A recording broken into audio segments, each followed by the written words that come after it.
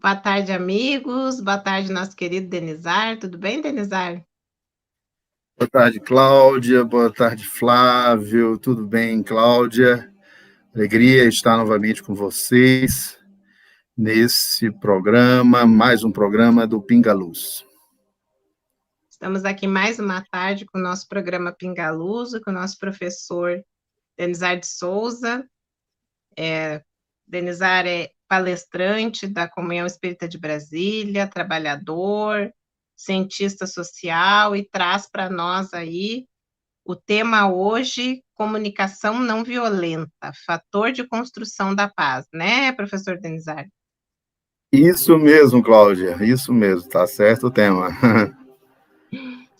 Então, Denizar, se tu puder fazer a nossa prece de abertura e prosseguir com a palestra, estaremos aqui na assessoria e nas boas vibrações para assistir mais uma palestra sobre comunicação não violenta no nosso projeto aí maravilhoso, Pinga Luz, né? Isso, Cláudia. Com muito prazer, muita alegria, vamos fazer a nossa oração.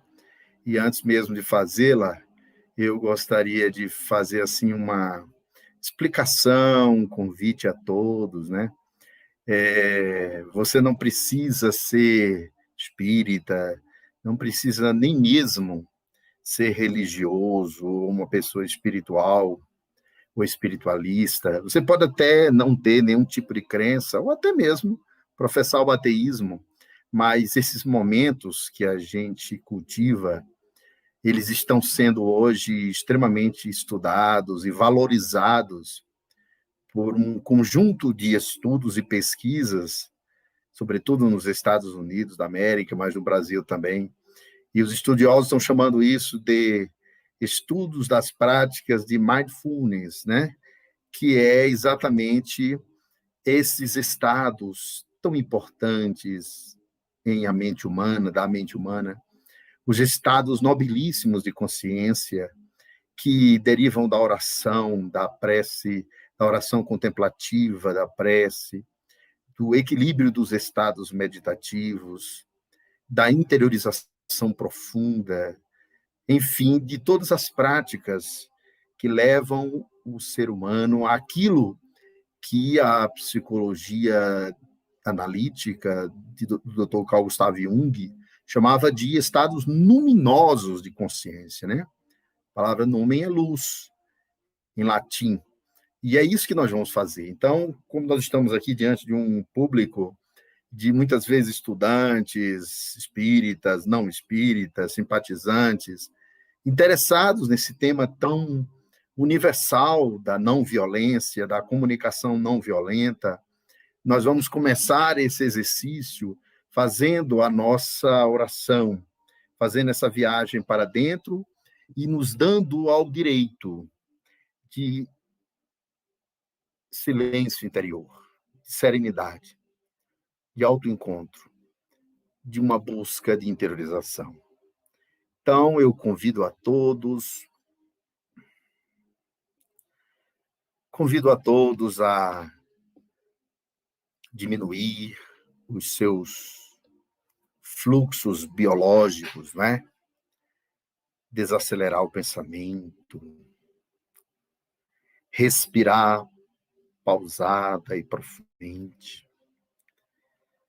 deixar-se envolver por esse influxo divino, por essa centelha divina que está dentro de cada ser humano, por este nível de consciência mais profundo, que possamos nos recolher e, reunidos em pleito de gratidão, nesta tarde ensolarada, no outono, na América do Sul, nesta hora, neste momento de oração,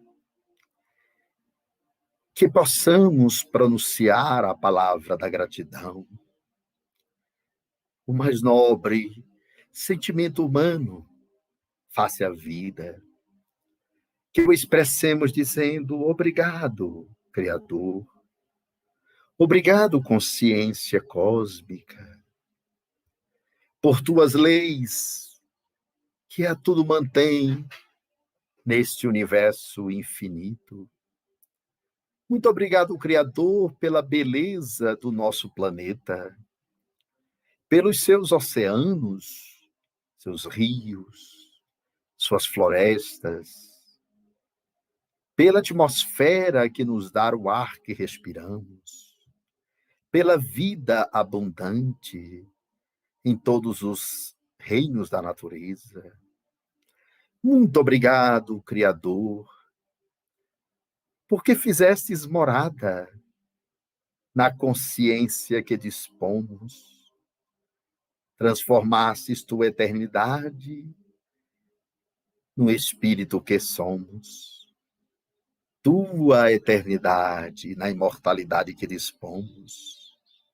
Muito obrigado, Criador, pela ausência de dor, física ou emocional. Muito obrigado.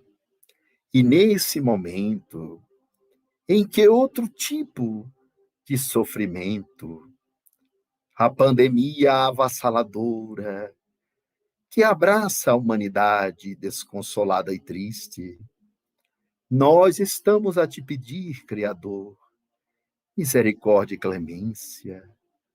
Fortalece-nos a todos para que atravessemos a quadra da provação, para que façamos a travessia sem perder a fé e a esperança. Pedimos, Criador, por todos aqueles que se foram na jornada da desencarnação. Pedimos por eles que os abençoe e os ilumine, a todos e à humanidade inteira. E quanto a nós, que nos reunimos nesta tarde para conversar sobre a comunicação não violenta, logo a comunicação pacificadora, faze-nos sentir, Criador, a paz que precisamos, a serenidade, a ternura no coração. Que a tua luz infinita alcance os irmãos, companheiros, colegas e amigos que nos prestigiam assistindo-nos, e que todos sejam alcançados pela infinita luz de Deus, também pela paz intraduzível da presença de Jesus, o Cristo para nós. Que haja luz em nosso mundo interno e que tenhamos todos uma tarde de importante aprendizado espiritual para todos nós.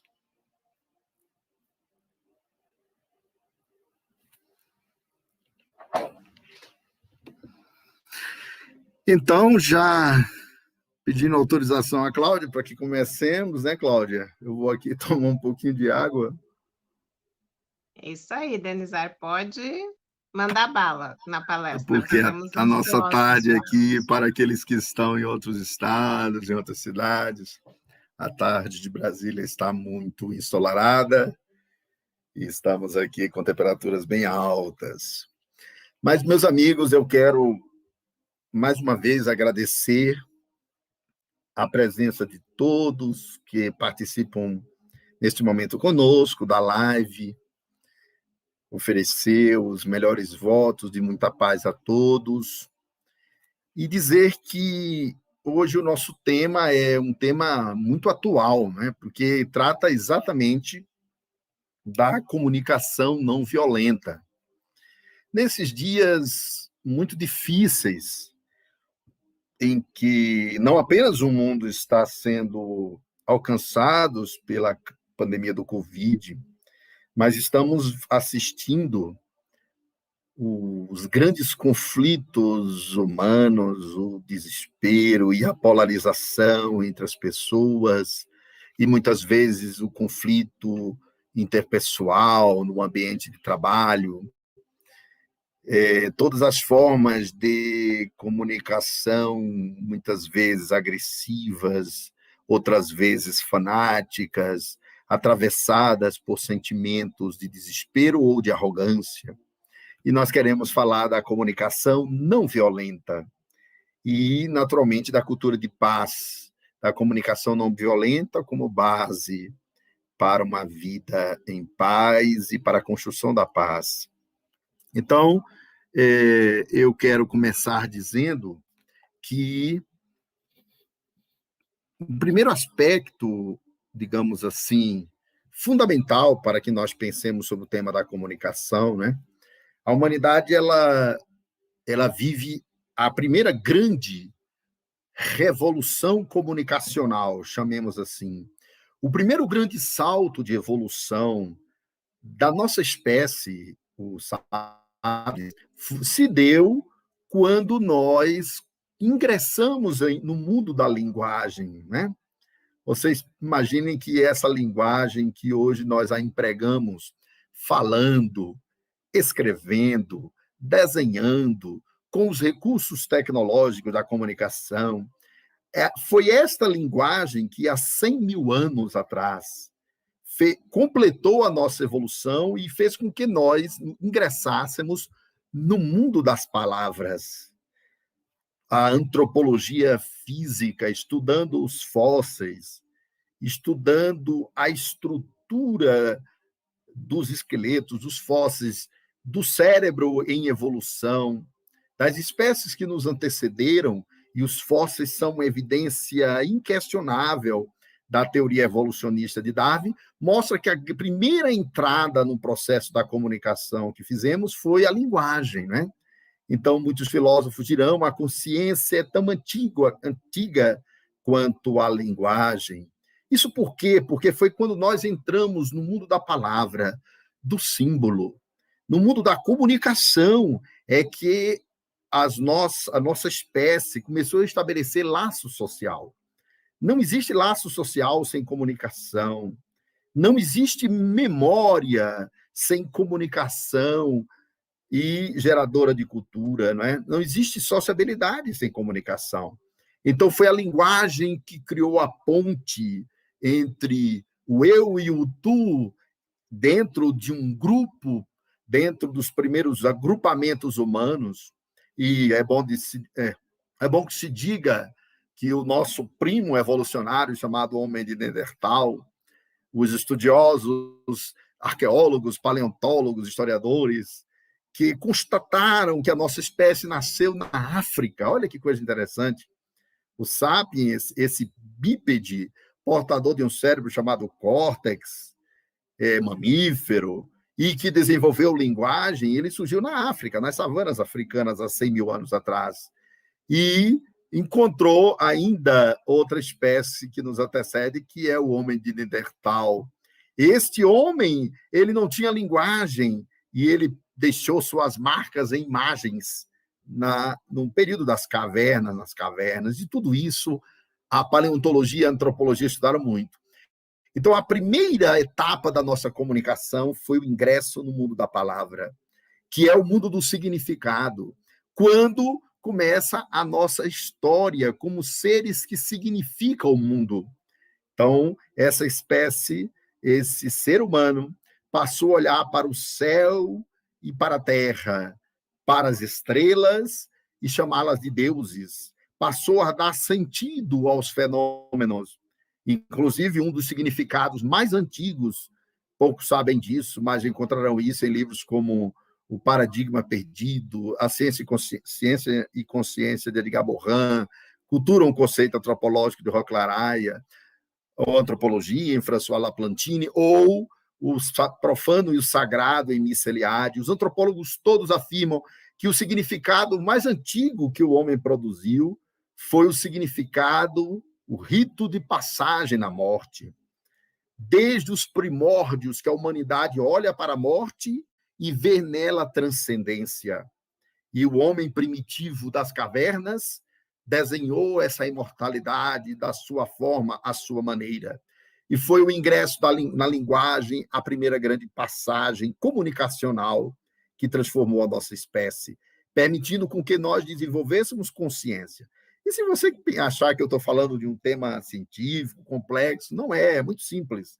Tente pensar sem as palavras, tente processar a consciência sem a linguagem, ou as linguagens, seja ela a linguagem do pensamento articulado, um signo com significante e significado, seja a linguagem das imagens, seja a linguagem, qualquer que seja ela, tecnológica, não existe o pensamento e a memória sem a linguagem.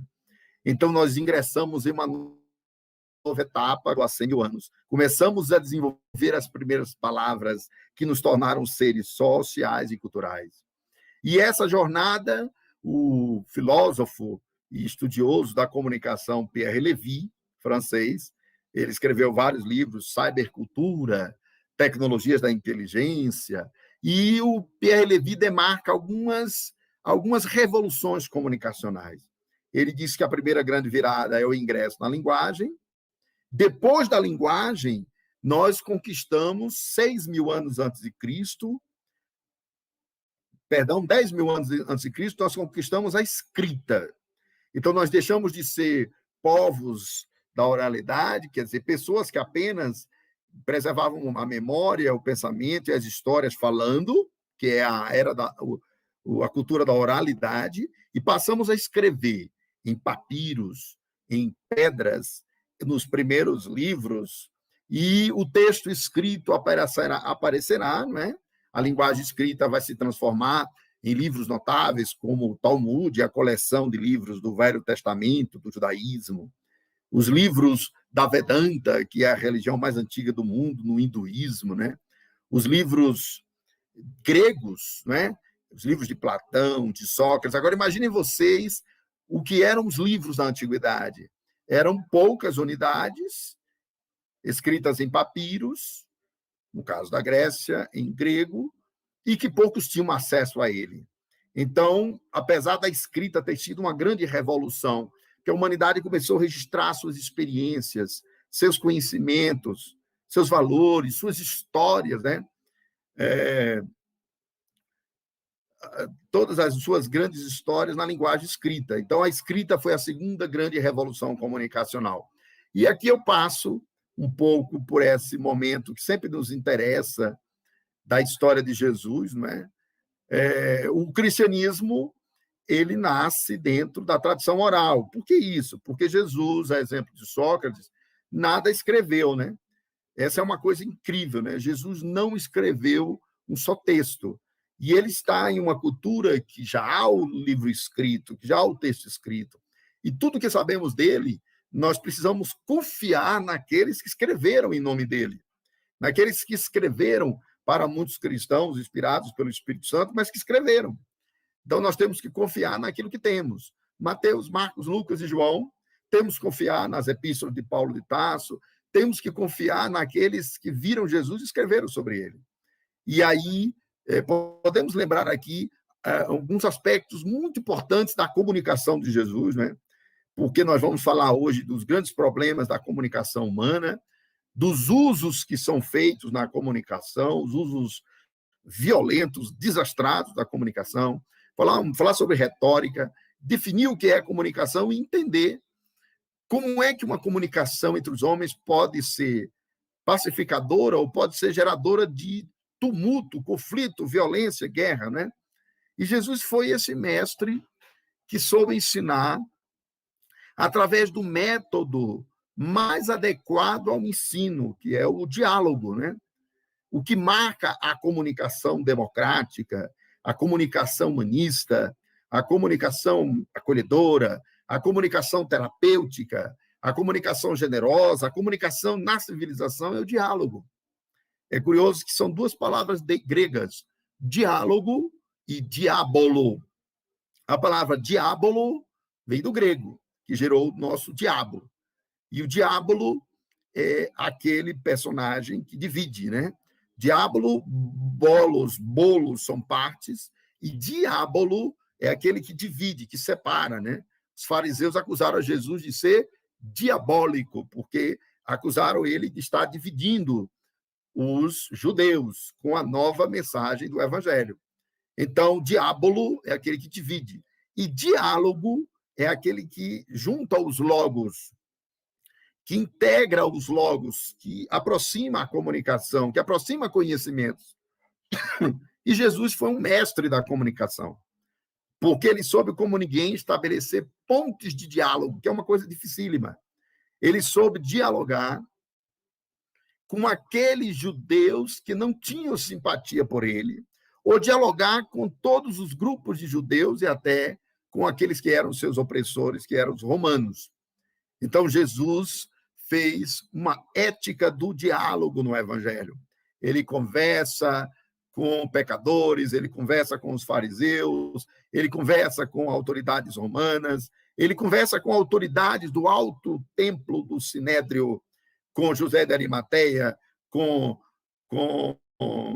vários anais, vários daqueles líderes do Alto Sinédrio. Ele dialoga com as autoridades judaicas e, claro, revela a sabedoria que ele dispunha.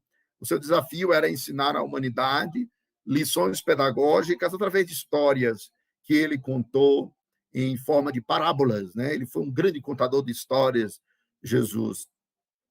E então nós temos o evangelho sendo marcado pela oralidade, pela comunicação oral, e depois diversos anotadores contam essas histórias, né? Delas sobraram os chamados evangelhos sinópticos. E aí nós temos agora, a partir do século IV, um novo padrão de comunicação, a comunicação do cristianismo na Europa. E aí nós vamos viver, curiosamente, de 498, quando é a queda do Império Romano no Ocidente, até a descoberta das Américas, em 1498, nós vamos viver aproximadamente 1000 anos, que é considerado uma idade das trevas. E por que essa idade foi idade das trevas? Ora, nós não tínhamos lá o cristianismo na Europa, e aí nós temos a primeira questão que devemos observar no estudo da comunicação humana, né? Nos anos 1930, exatamente 31, o filósofo Ludwig Wittgenstein, era um filósofo alemão, ele escreveu um livro chamado Tratado Lógico-Filosófico, né? E lá ele desenvolve uma nova filosofia, né? Uma nova corrente filosófica. Ele desenvolve a filosofia pragmática da linguagem. Ele é considerado aquele que fez a mudança no paradigma filosófico, de uma filosofia do ser, da ontologia, para uma filosofia da linguagem, o ser enquanto um sujeito discursivo, a consciência como uma consciência discursiva, um ser como o ser humano como ser de linguagem, basicamente explicado pela questão da linguagem.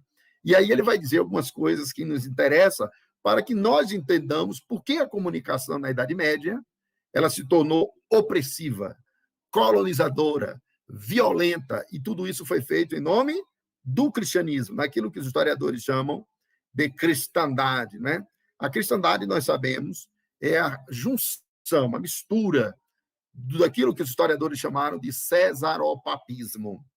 Então, duas grandes elites comandaram a Europa de 498 até 1499, quando começa a descoberta das Américas e a era do Iluminismo.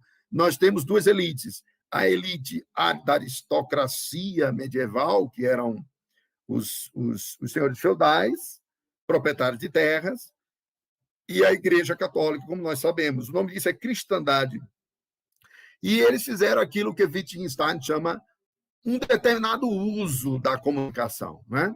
Ora, o evangelho era uma mensagem que se comunicava boca a boca, que se compartilhava texto, era uma mensagem, era uma comunicação comunitária de uma população de judeus e cristãos que surgiam e propunham laços de amor, a comunicação como um laço de fraternidade, a comunicação geradora de agrupamentos humanos solidários, fraternos, que se amassem, que se cuidassem e que estabelecessem vínculos de fraternidade entre eles. Mas, ao longo da Idade Média, como dizia Wittgenstein dizia o signo fora do seu uso está morto. A comunicação é definida, segundo o filósofo Wittgenstein, pelo uso que se faz da linguagem, e aí ele vai dizer que vários podem ser os usos conforme os objetivos, porque a segunda questão da comunicação é o objetivo. Toda comunicação tem um objetivo. De uma palavra que a gente fala, de uma palestra como essa que eu estou fazendo, e que pretendo que o objetivo seja pedagógico, esclarecedor, consolador, libertador e, sobretudo, pedagógico. Eu falo do lugar de professor, então eu estou sendo um pedagogo nesse momento. Então, eu estou ensinando, procurando ensinar ao menos. E isso significa o objetivo da minha comunicação. E ele dizia que o objetivo marca qualquer comunicação humana. Depois ele falava que a linguagem tem uma gramática profunda e uma gramática superficial. A gramática profunda, a gramática superficial é essa que a gente aprende nas escolas. É aquela que normatiza o uso correto da língua. Essa gramática é um conjunto de regras que normatiza a semântica, a fonética, a pragmática, normatiza o uso da palavra, a construção frasal. Isso é a gramática superficial. Só que tem uma outra gramática profunda, muito mais oculta, que é aquela que regula internamente o discurso conforme os objetivos, conforme aquilo que pretendemos quando falamos. Então, nós podemos falar do evangelho pretendendo colonizar mentes. Nós podemos falar em nome de Jesus pretendendo dominar pessoas. E isso aconteceu na cristandade europeia. Basta ver que o cristianismo se tornou uma doutrina totalmente intolerante. A comunicação cristã na Europa foi marcada por fenômenos como o Tribunal do Santo Ofício, que prevaleceu no alto medievo, do século IX até o século XIII e XIV, era um tribunal que julgava crimes de fé.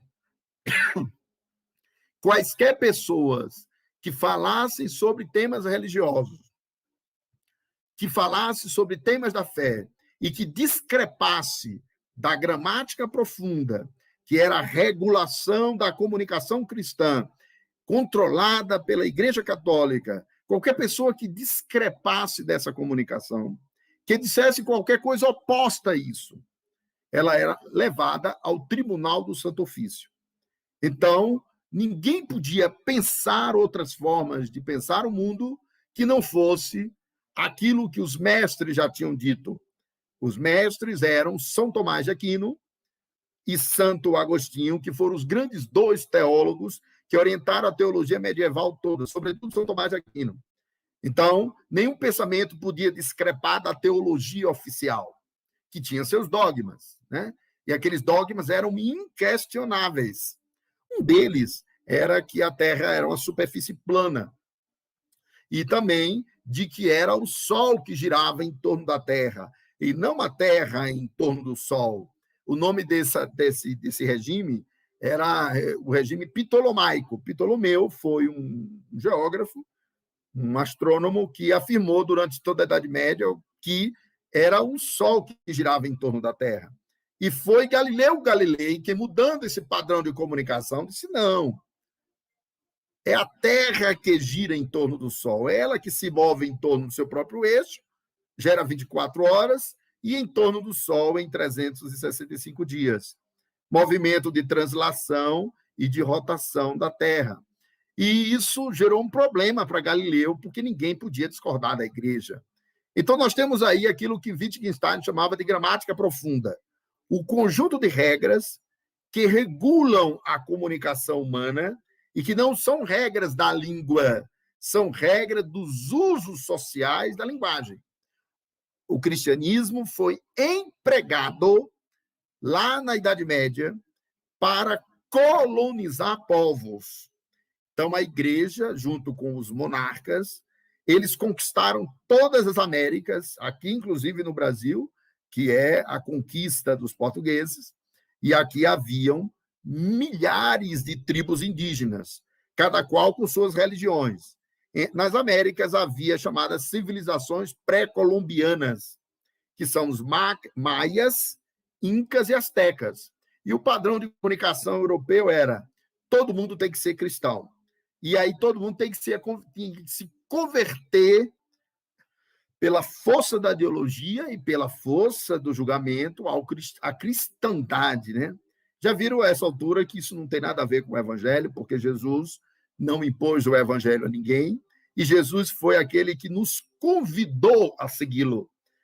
E ele mobilizou milhares de pessoas que o seguiram até a morte, até as arenas romanas, e tiveram a coragem de enfrentar os romanos, não pelas armas, mas doando-se em holocausto, porque eles foram mobilizados pelo carisma de Jesus, que os convidaram a uma nova ética, a ética do amor, a ética do evangelho. Mas a cristandade usou o evangelho a serviço da dominação para colonizar mentes e corações. Aí nós temos os exemplos históricos, que não é o tema hoje, mas nós temos a Joana d'Arc, nós temos Giordano Bruni, Galileu Galilei, que foi à prisão doméstica e domiciliar, todos aqueles que discrepassem do uso que era feito do evangelho. E aí surgiu um novo cristianismo. A primeira nova forma de cristianismo foi a reforma protestante de Martinho Lutero. Martinho Lutero era um bispo agostiniano e ele foi perseguido pela Igreja Romana porque ele trouxe um novo uso do evangelho. Ele rompeu com o dogma da liturgia, ele rompeu com a ideia da intermediação divina do homem, a igreja e Deus, quer dizer, o homem deve ler as escrituras diretamente, e a reforma protestante só foi possível, esse novo uso do cristianismo, essa nova forma de religião cristã, porque à época surgiu uma nova invenção chamada a tipografia de Gutenberg. A tipografia do Gutenberg fez o quê? Ela publicou livros, ela permitiu a reprodução em larga escala de livros, né? E isso fez com que o texto sagrado, porque o primeiro livro impresso em larga escala no Ocidente foi exatamente a Bíblia. Então, a Bíblia começou a ser reproduzida e distribuída para as pessoas na Europa. E aí nós temos agora um novo uso da comunicação cristã. É uma nova gramática profunda que vai regular um novo discurso, uma nova comunicação, que são os cristãos agora dizendo, olha, temos que estudar diretamente o texto evangélico, o Evangelho e o Novo Testamento e o Velho Testamento. Não devemos nos submeter ao dogma da palavra, nem ao dogma teológico, nem à literalidade da palavra. Precisamos interpretar o Evangelho, que é a exegese do Evangelho, fazer hermenêutica do Evangelho. Um novo padrão de comunicação surge e nós temos a reforma protestante surgindo. Mas aí avançamos com o iluminismo e começamos agora um problema de comunicação importantíssimo, que é o problema de conflito entre religião e ciência. Imaginem vocês que a religião e a ciência foram se distanciando, né? A gente vive num mundo em que o Estado é laico e que a comunicação oficial das instituições de Estado é a comunicação científica. Mas, no início, isso foi um conflito tremendo, porque a religião continuava com muito poder e a ciência foi crescendo, foi surgindo, então, o movimento do iluminismo, né? E o iluminismo vai gerar uma nova tecnologia, que é o que Pierre Levy chama o contrato social, né? O contrato social de Rousseau é mais uma etapa dessa evolução, e esse contrato social vai reger as relações sociais e agora estabelecer que nenhum discurso deve ser visto como um discurso absoluto, né? A era do absolutismo monárquico ficava para trás e se começava a era do conhecimento.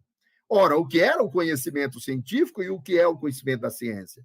É o conhecimento objetivável, verificável experimentalmente, o conhecimento que se submete ao cálculo matemático, é preciso ter para calcular os fenômenos e descobrir as leis, né? É preciso usar matemática para o conhecimento científico e é preciso ter uma racionalidade no uso do conhecimento. E aí nós temos um conhecimento que se torna secular, distante da religião e começa o conflito. E nós tivemos diversas guerras entre países que eram protestantes e outros que se mantiveram católicos. Tivemos as guerras entre os cristãos e os muçulmanos também na Idade Média, por conflito de formas de conhecer a realidade. Mas a ciência e a religião vai se distanciando e nós vamos ter agora o crescimento e a revolução que a imprensa, fruto da tipografia, é mais um salto evolucionário, é mais uma transformação na comunicação humana, vai acontecer no século XIX, não é? Então, o divórcio entre ciência e religião é um dos conflitos comunicacionais mais importantes que estão pendentes até hoje na sociedade contemporânea. Mas, a essa altura, devemos agora nos perguntar o que é comunicação, né? Por que a comunicação tem a ver com a paz? E o que é a comunicação não violenta?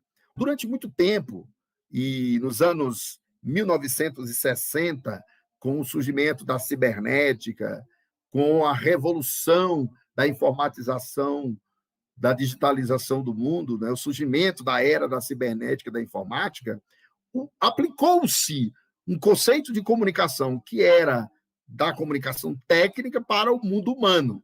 Então, imaginem vocês que se passou a dizer o seguinte: o que é a comunicação? A comunicação é o processo pelo qual um emissor, neste caso sou eu, o emissor, nesse momento aqui, um emissor, utilizando-se de um código, nesse caso, a linguagem falada e a imagem, porque vocês estão me vendo, a sonoridade das minhas palavras, um emissor, utilizando-se de um código, deve transmitir uma mensagem que deve ser de tal modo transportada para o receptor e que o receptor deveria receber essa mensagem sem ruídos.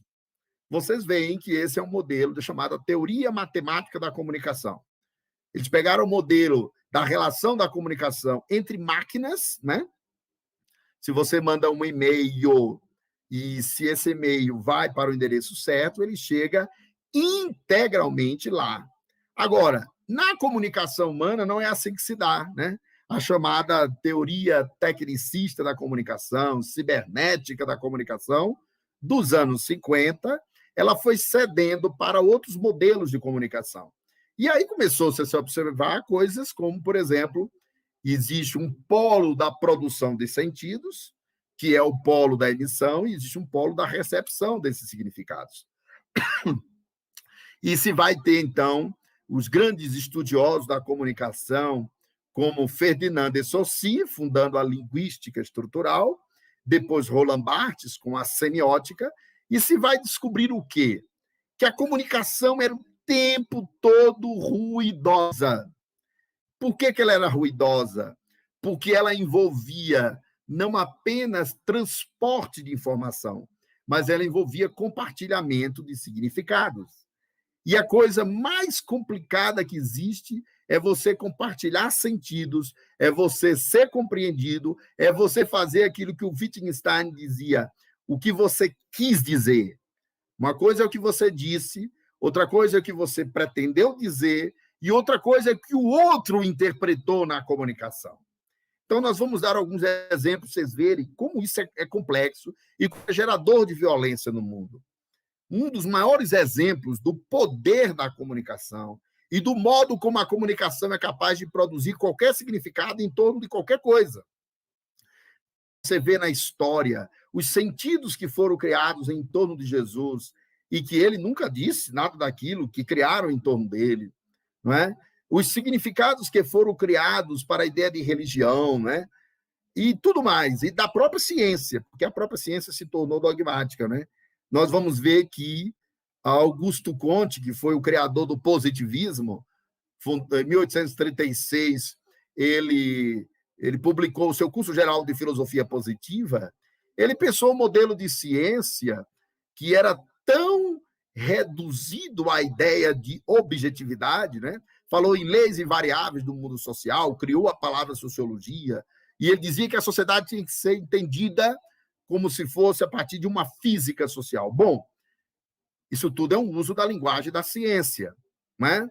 Essa ciência que foi pregada no século XIX para legitimar o materialismo. Vocês imaginem o que é que aconteceu quando os cientistas começaram a legitimar o materialismo. O materialismo científico é aquela ideia: eu só acredito no que vejo, eu só acredito no que posso experimentar e no que posso explicar objetivamente. Então, essa era a crença científica.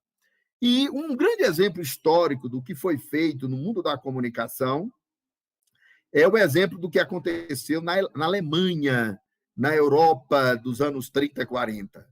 Imaginem vocês que um sujeito que é considerado um dos maiores assassinos da história da humanidade, que foi o ditador Adolf Hitler, ele vai escrever um livro chamado Mein Kampf e vai conseguir, junto com Joseph Goebbels, com Göring, com Rudolf Hess, desenvolver um partido e vai utilizar-se dos meios de comunicação de massas para propagar a ideia do antissemitismo. O que é isso, gente? Todos nós sabemos que havia judeus em toda a Europa durante toda a Idade Média, de todos os tempos, né? Os cristãos é um segmento do judaísmo, mas os judeus se mantiveram ligados a Moisés e ao Velho Testamento. E existiam em toda a Europa. Havia judeus na França, judeus na Rússia, no leste europeu, havia judeus na Polônia, na Tchecoslováquia, na Alemanha, na Bélgica, na Inglaterra, nos Estados Unidos, no próprio Brasil. E nos anos 1930, os judeus estavam espalhados por toda a Europa. E o poder da comunicação, o uso que se faz de uma palavra através de uma ideologia pode ser tão poderoso que os alemães utilizaram o rádio e o cinema e começaram a espalhar por toda a Alemanha um conjunto de ideias de que os judeus eram os proprietários das maiores fortunas da Europa, que eles pretendiam dominar a Alemanha, que eles tinham um projeto de conspiração para dominar a Europa e que eles eram o grande problema da Alemanha. Isso foi o antissemitismo do nazismo. E isso gerou uma das maiores tragédias da história da humanidade. Porque os alemães, e os judeus alemães, eles se sentiam antes alemães e somente depois judeus, eram cidadãos alemães que acreditavam no judaísmo, eles foram alcançados, surpreendidos por essa comunicação que começou a associá-los à subraça, a criminosos, e até muitos filmes foram feitos para tentar associá-los a pestes, animais, insetos e coisas que o valham. E tudo isso se espalhou, tudo isso, de alguma maneira, teve ressonância no preconceito, no povo alemão e gerou o maior genocídio da história da humanidade, que foi o Holocausto, que destruiu 5.856.000 vidas na Europa. E tudo isso pelo poder da comunicação. Afinal de contas, a comunicação é capaz de gerar violência? A comunicação pode promover a paz? Ora, a comunicação ela é capaz de gerar discursos, e esses discursos podem ser suficientemente poderosos a ponto de legitimar determinadas ideias e deslegitimar outras. Então, vamos entender agora como a comunicação pode ser um fator não das experiências históricas que ficaram para trás e que nós não queremos mais, né?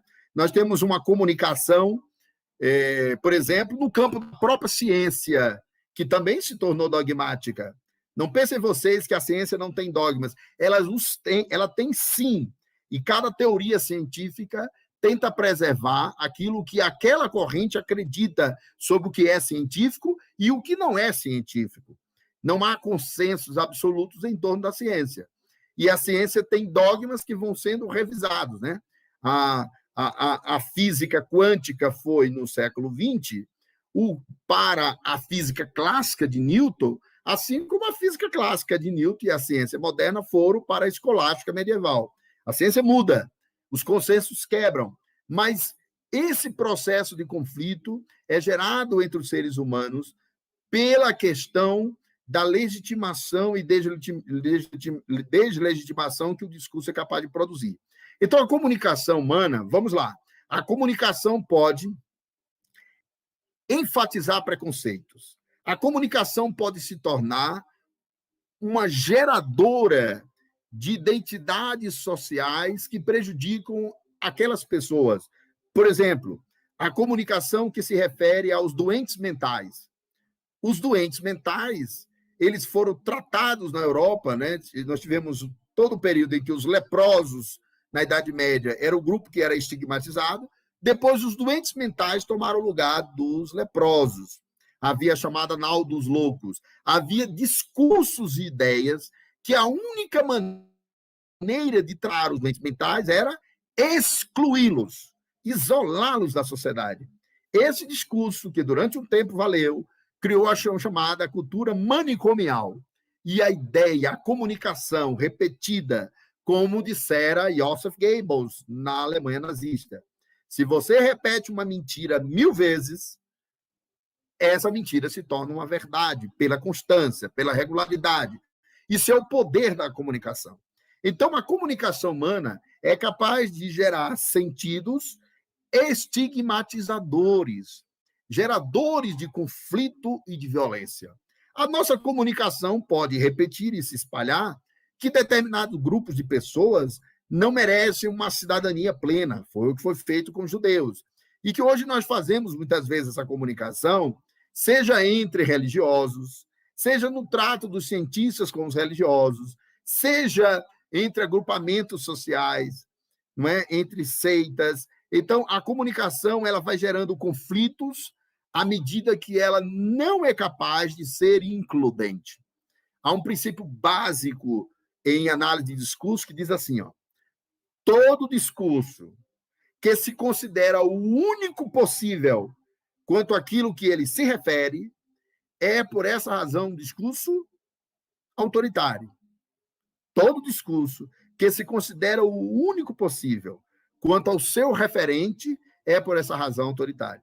Ou seja, todo discurso precisa estar aberto para que outros modelos possam ser empregados para estudar aquele mesmo fenômeno.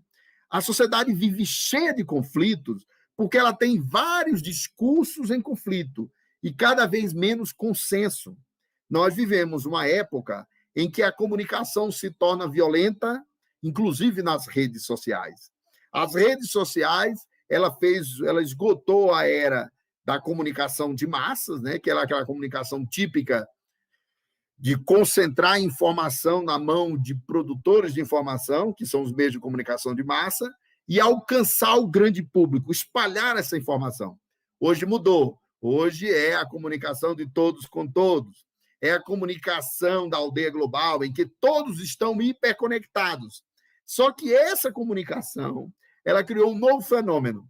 Aquilo que era o poder que estava nas mãos dos grandes grupos de comunicação, do Estado, do jornal, da imprensa, agora é a tentativa do poder de cada um ter a sua própria opinião. E muitos acham que a imbecilidade e a loucura foi levada através de indivíduos que arrogantemente acreditam que são geradores de grandes opiniões e cada um fica dentro da chamada bolha virtual. Então, a comunicação hoje é a era em que todos falam e poucos se escutam, em que os conflitos se tornam causados por discursos extremados. Então, digamos assim, você tem um discurso extremado a favor de um determinado valor ético, religioso, político, um discurso extremado no outro polo. E esses discursos extremos não se comunicam mais.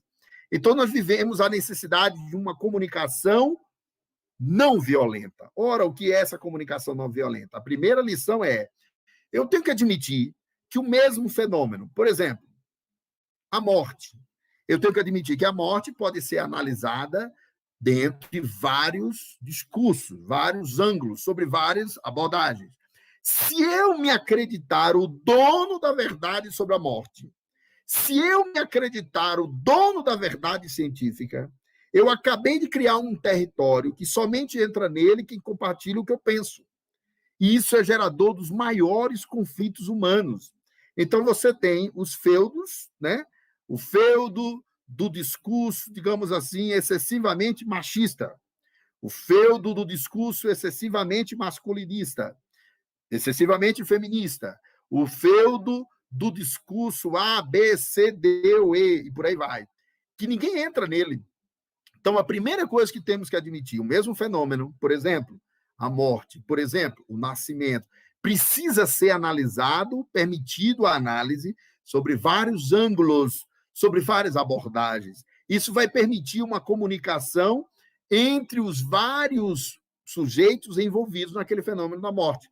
Nós estamos vivendo o momento da morte agora. Você vai ter o discurso médico sobre a morte. Você vai ter o discurso religioso sobre a morte. Você vai ter o discurso espírita, que nós chamamos de desencarnação à morte.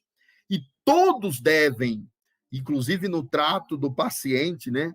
O paciente terminal, o paciente que precisa de assistência, a medicina e a saúde foram se abrindo para a chamada, o coping religioso, a assistência espiritual para o indivíduo que está fazendo a passagem, por exemplo. Então, a comunicação tem que admitir essa multiplicidade de pontos de vista, a chamada visão interdisciplinar da realidade. É preciso que nós admitamos isso, para que nós tenhamos uma comunicação geradora de paz. Depois, nós temos que pensar que a comunicação ela é capaz de gerar, não apenas transmitir ideias, mas ela é capaz de compartilhar crenças e ideologias, ela é capaz de compartilhar valores e criar grupos mais ou menos fechados em torno dessa comunicação. E ela é capaz de gerar identidade e sentido, né? Por força da repetição, tudo que nós acreditamos, e a gente não se dá conta disso, né? Todo ponto de vista é a vista de um ponto. Os grandes filósofos das ciências sociais, Max Weber, Immanuel Kant e outros, começaram a perceber que era necessária uma visão mais interpretativa sobre o fenômeno humano, de modo a que tivesse vários pontos de vista sobre esse fenômeno. Então, a comunicação começa a ser geradora de paz na hora que ela valoriza o sentido multicultural do diálogo. Observe que nós vivemos em um mundo em que todos estamos tentando nos comunicar com todos, e hoje em dia você tem acesso a uma diversidade de culturas que no passado você não tinha. Então, você convive com o islamismo, você convive com o cristianismo, com o protestantismo, você convive com o ateísmo, e o indivíduo declara: eu sou ateu, aberta e tranquilamente, o Estado protege ele para que ele seja ateu. Você convive com uma multiplicidade de culturas, né? A cultura oriental, o budismo, o hinduísmo. Você convive com uma diversidade de culturas. E para que a comunicação seja promotora da paz, ela precisa ter esse caráter plural. Ela precisa enxergar o todo da experiência humana e ser capaz de valorizar a diferença cultural do outro. Então, imagine o que é uma comunicação pacificadora. É aquela comunicação em que a interpretação espírita valoriza, busca sentido, busca valor na interpretação de outras doutrinas. Mas, infelizmente, nós estamos vivendo em um mundo em que todos os grupos estão fechados dentro de si mesmo. É como se cada um fosse. E esse princípio de territorialidade da verdade ele é extremamente perigoso. Ele está isolando toda a sociedade, ele está fragmentando, porque nós não somos capazes mais de dialogar pacificamente e aprender com a diferença do outro. Olha que coisa fantástica. O cristão, quando tem que se comunicar com o muçulmano, e ele descobre que o Alcorão, que é um livro sagrado maravilhoso, escrito por Maomé, inspirado na crença dos muçulmanos pelo anjo Gabriel, ele fala de uma série de profetas que começa em Abraão, passa por Moisés, passa por todos os profetas judeus, passa por Jesus e chega em Maomé. E no islamismo, Maomé é o maior de todos. Para um cristão entender isso é uma coisa complicada. Mas é preciso se comunicar com o mundo da cultura islâmica para saber compreendê-la, aceitá-la, entendê-la e respeitá-la. Isso vale para tudo. Na nossa comunicação no dia a dia, nós não conseguimos ter um diálogo com o outro adequado, um diálogo ético, fraterno, com a diferença do outro dentro de casa. Nós temos dificuldades porque nós não conseguimos lidar, interagir com os sentidos que o outro produz, os significados que giram em torno da sua vida. Então, a singularidade humana, o nosso tempo está praticamente esgotado, esse tema é muito abrangente, a singularidade humana é efeito de discursos e comunicações geradores de sentidos. Por isso, Kardec propôs que a nossa comunicação social espírita não se baseasse nos dogmas. Kardec afastou completamente a hipótese dogmática da fé, propôs uma fé que dialogasse com a razão, mas não é uma razão que você dialogou um dia e ela está raciocinada e não precisa raciocinar mais. Não é isso.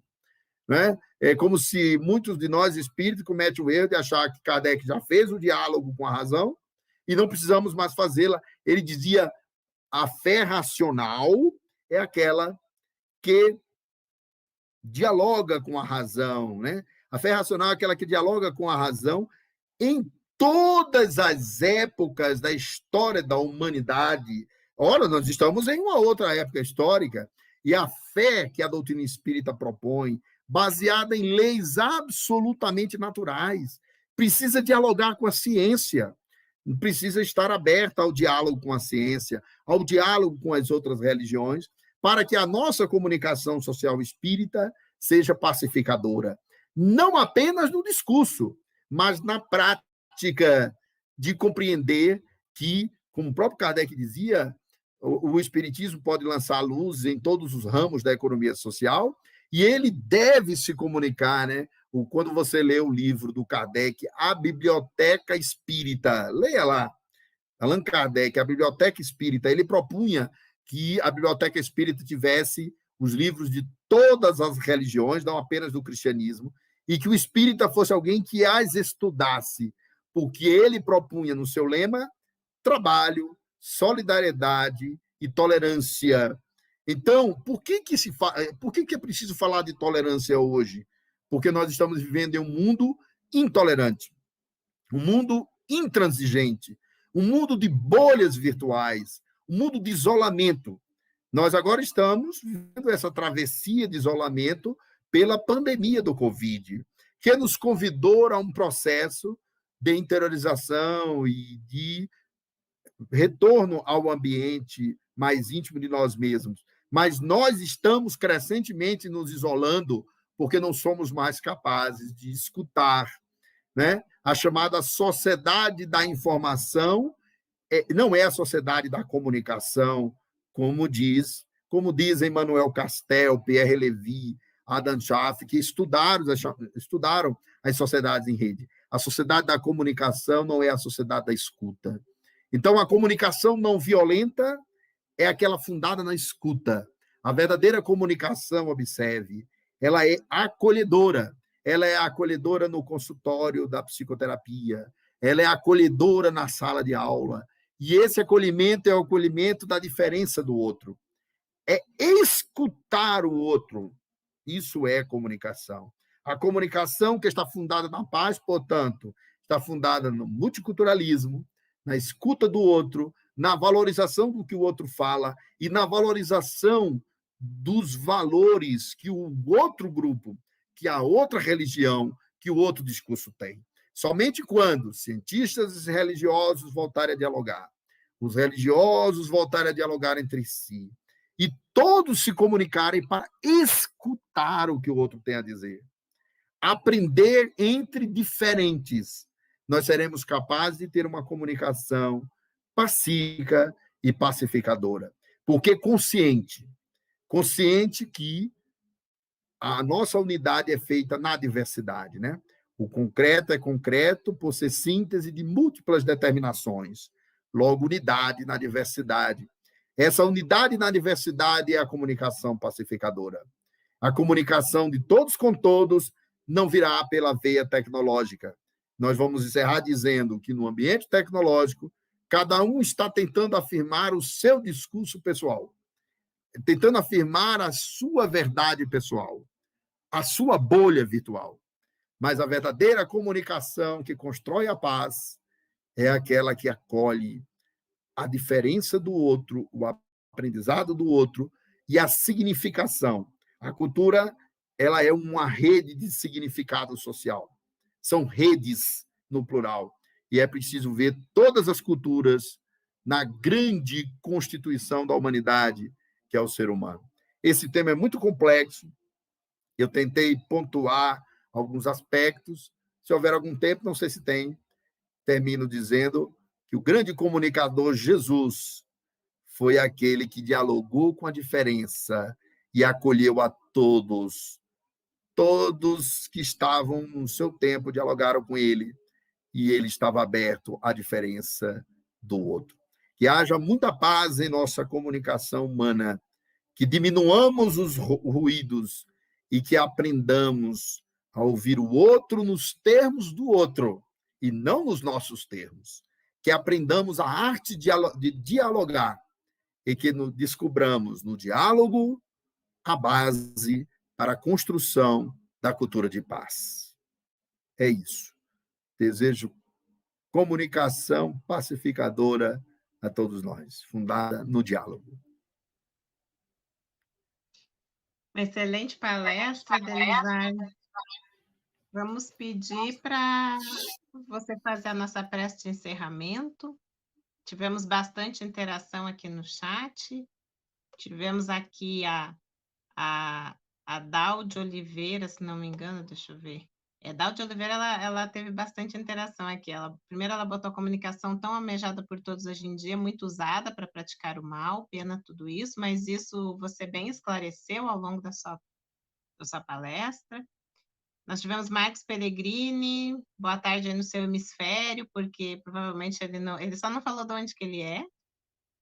Vários boa tarde aqui. O Marcos fala também uma linda lição de história e conhecimento antigo. A Dal faz uma pergunta, mas você respondeu, que é como fazer esse discurso, retirar esse discurso de ódio hoje em dia, mas aí você respondeu aí mais para o final.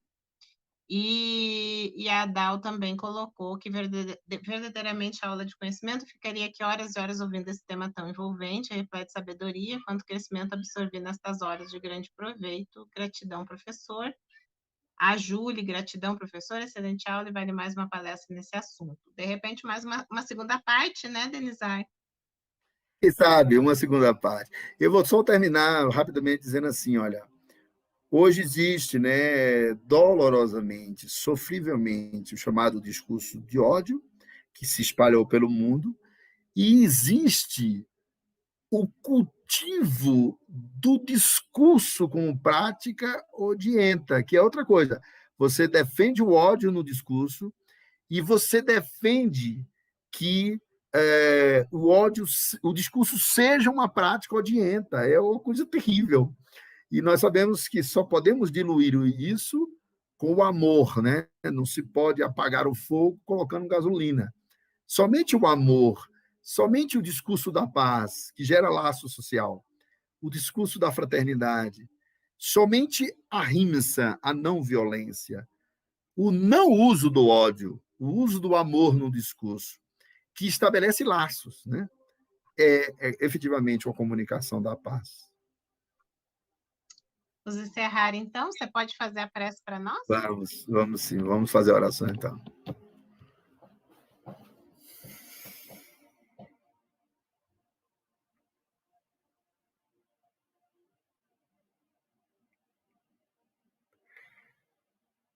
No silêncio da nossa alma, na quietude do nosso coração, na intimidade da nossa consciência, queremos juntos celebrar a alegria do conhecimento. Queremos agradecer a espiritualidade superior, aos grandes sábios da humanidade. Agradecer a Deus pela oportunidade do estudo. Agradecer ao eminente sistematizador do Espiritismo, Allan Kardec, pelas suas obras monumentais de comunicação livre, racional, dialógica no Livro dos Espíritos. Queremos agradecer o legado do Evangelho, que é toda a comunicação pacífica e pacificadora. Queremos agradecer pela alegria da vida, pelos pulmões que respiram em nosso corpo, pela saúde física e mental. Queremos agradecer pela presença de todos e a todos pedir que a nossa oração seja de solidariedade neste momento de dor coletiva. Que a nossa oração te peça, Criador, que derrames a tua luz nas famílias enlutadas, nos que partiram na aprovação coletiva do Covid, no grande sofrimento gerado pela pandemia. Que a tua luz permaneça conosco, meu Deus, e que a paz de Jesus nos envolva a cada um de nós, hoje e sempre.